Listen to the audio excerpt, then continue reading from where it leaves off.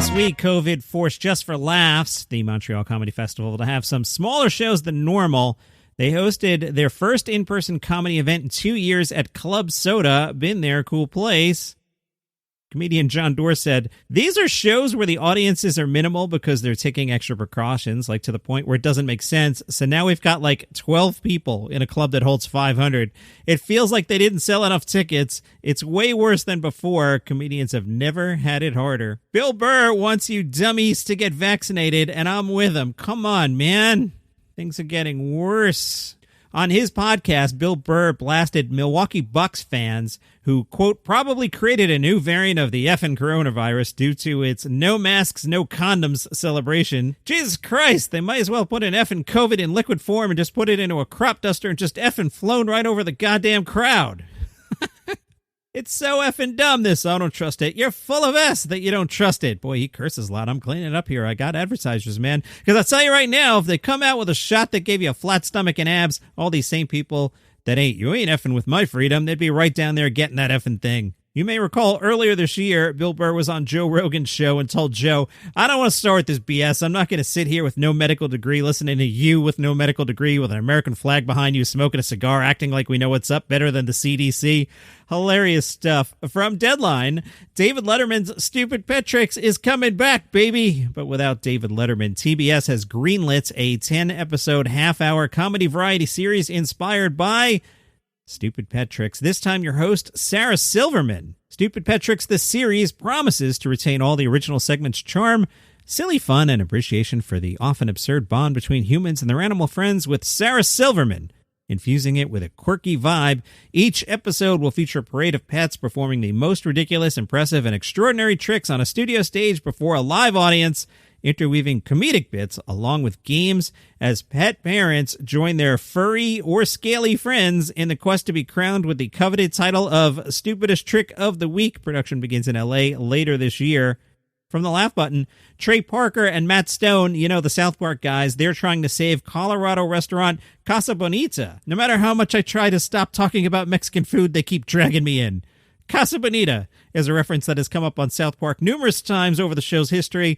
In reality, it's a giant Mexican restaurant in Lakewood, Colorado that features an arcade, a cave, a waterfall, and cliff divers. It's very dear to the creators of South Park, and now they may be putting their money where their mouth is. Back in April, Casa Bonita announced they were filing for Chapter 11 bankruptcy. They haven't reopened yet. Parker and Stone heard the news, and they're doing everything in their power to buy the restaurant. Trey Parker told The Hollywood Reporter, "We want to buy Casa Bonita and treat it right. I feel like it was neglected even before the pandemic. We are absolutely trying to buy it. We are going to do everything we can. We want to make it right and make it amazing." Parker's already thinking about what they can do to make it even more awesome. He said, "We started talking about the changes we're going to make, mostly with the food. Trey, I know a guy. I'm trying not to say his name because I did a whole week of it and everyone's sick of it. You know who I mean. We're really going to make awesome food. I was already thinking about how I was going to make Black Bart's cave a little bigger.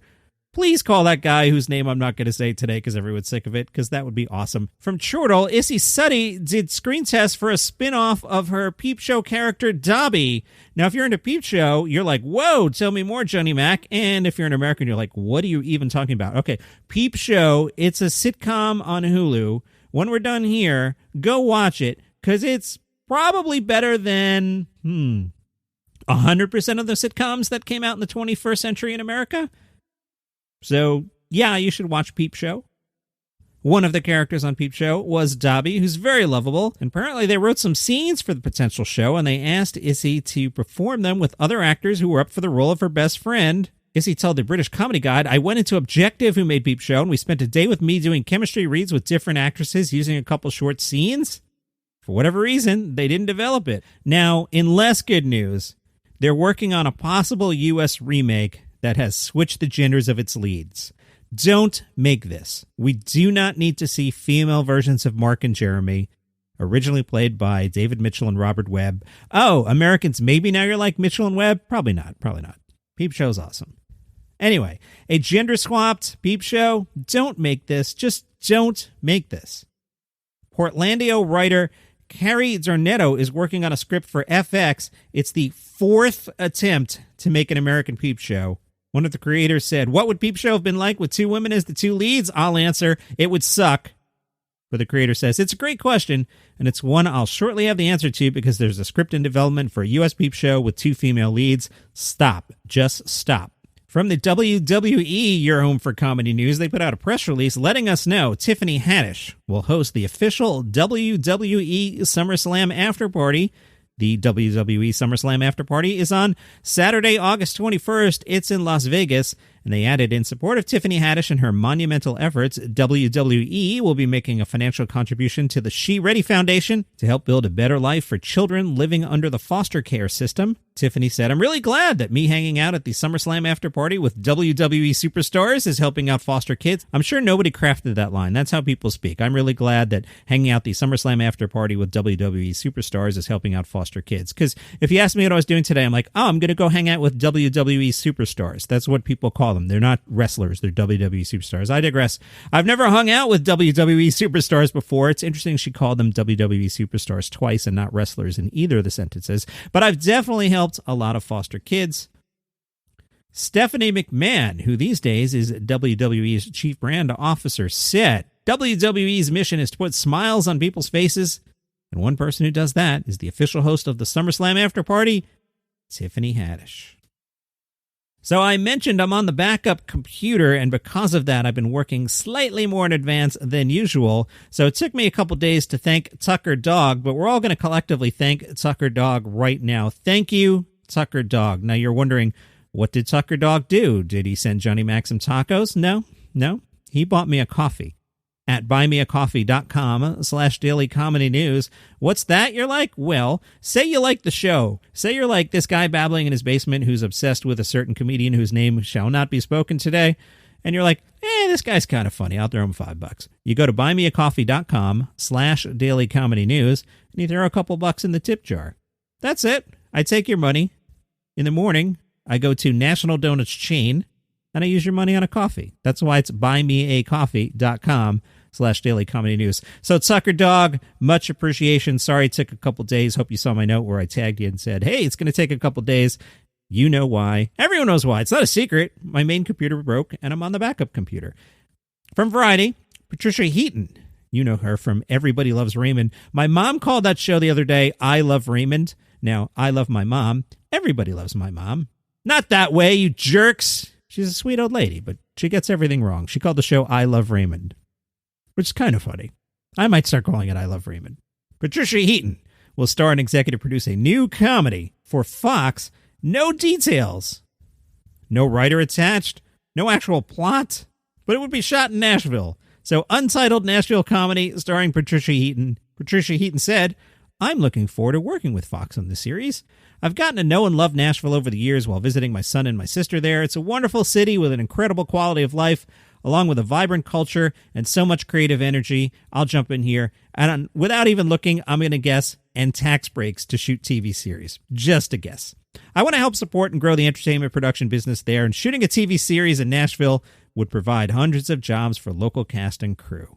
From Deadline, Netflix continues to expand its animation slate. 16-episode series order for Chicago Party Aunt. And I say aunt because I'm from New York City. Some of you say aunt, which is just weird. It's not Chicago Party Aunt. What is wrong with you? Chicago Party Aunt. The half-hour adult animated comedy is from Chris Witowski, inspired by his Twitter account. The Chicago Party Aunt has a mantra, which is, if life gives you lemonades, turn that S into Mike's Hard Lemonade. I will not be watching that because that sounds terrible. Johnny Mac, why don't you just say nice things about everything and get along with everyone and maybe get out of your basement? I can't. When I read, if life gives you lemons, turn that into Mike's Hard Lemonade, I want to throw up. I can't. From pop culture, TBS has landed a reboot of Norman Lear's sitcom Mary Hartman. That's like ancient stuff. I was a little kid when that was on. I don't know who this is for. But the new take on the classic comedy will star comedic actress and Schitt's Creek alum Emily Hampshire. The updated version follows the title character, Mary Hartman, played by Hampshire, whose small-town lifestyle gets a sudden update after her nervous breakdown goes viral, turning her into a verified social media figure. I could already tell you I'm not watching this either. It's a continuation of the original show's message on the correlation between America's media and consumer culture, but swamping out the consumer culture for for the present's social media customs. The original series ran briefly between 76 and 77. Boy, that's a long time ago. Like, that's before Star Wars. Come on. But was a groundbreaking show for the time. Louise Lasser played the originally Mary Hartman and earned an Emmy nomination for the role. Sorry, not watching it. From the Iowa City Press-Citizen, there's a new type of delivery service in Iowa City, but instead of pizza... No, it's not tacos. It's not. No tacos today. It's a comedian at your doorstep ready to perform a play. That's right. Megan Gogarty. Sometimes arrives with a guest, sometimes not. She has a ukulele in hand, not because she'll perform a flawless rendition of Somewhere Over the Rainbow. I want to throw up. But because the instrument brings her joy, and she hopes that over the course of the 10-minute show, give or take, she'll create some joy for the audience. The Break is an on-site play created by Gogarty. She's a local comedian, playwright, and lecturer because nobody can just be one thing. You have to be three things. We covered that last week. The show's open to people of all ages, and it's meant to be performed for a small group. The cost is a suggested donation of $10 per audience member. The play is a metaphor told through Gogarty's roller skating disaster that left her with 3 broken bones at the end of April. 1 surgery, a broken leg, and another surgery scheduled in the fall later. She shares her experience of what it means to heal, what it means to be broken to the audience. Gogarty said, "When I come to your house, every seat is the front row." That's your comedy news for today. Follow this show on Spotify. A lot of Spotify last week. What's up, Spotify peeps? Apple Podcast, you Apple Podcast people, you're slumming. Now, I don't know why I'm yelling at you, because if you're hearing me and you're on Apple Podcast, you're like, dude, I downloaded the show this morning. What do you want me to do? I don't know. Get your friend to download the show, too. Do that. Glenn, are you there? Get John Van to download the show. I bet John Van's never heard the show. Get on that, Glenn. Or you can also listen on Google Podcasts. I don't know who those people are. Maybe it's you. Anyway, I do this 7 days a week. See you tomorrow.